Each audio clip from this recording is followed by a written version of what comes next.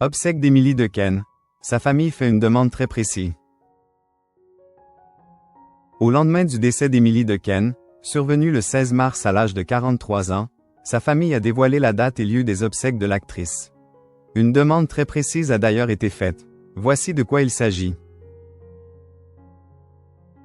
Le monde du cinéma est en deuil.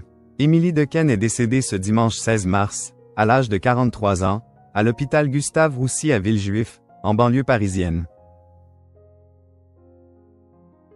L'actrice belge se battait depuis l'année 2023 contre un cancer rare, un corticosurrénalome. La jeune femme, révélée dans le film Rosetta, laisse derrière elle sa fille unique Mila, née en 2002 et fruit de ses amours avec le DJ Alexandre Savarez, mais aussi son mari, l'acteur Michel Ferracci, qu'elle avait rencontré en 2008.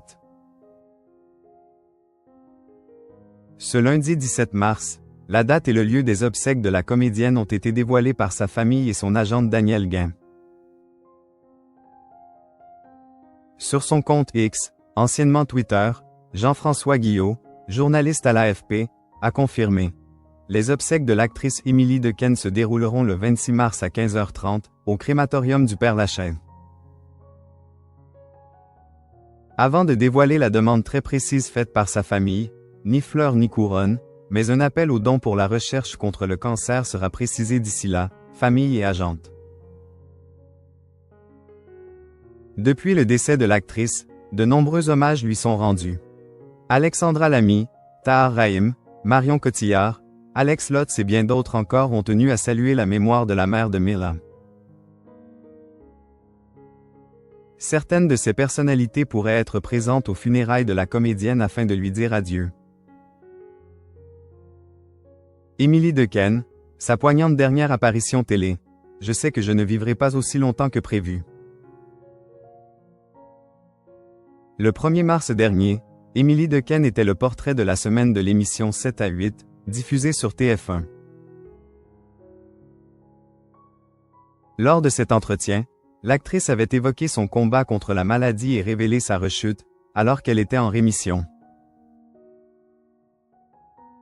Je voyais mon médecin pour vérifier l'avancée de traitement, et il se trouve que malheureusement, ça n'avance pas bien, avait-elle dévoilé en gardant malgré tout le sourire.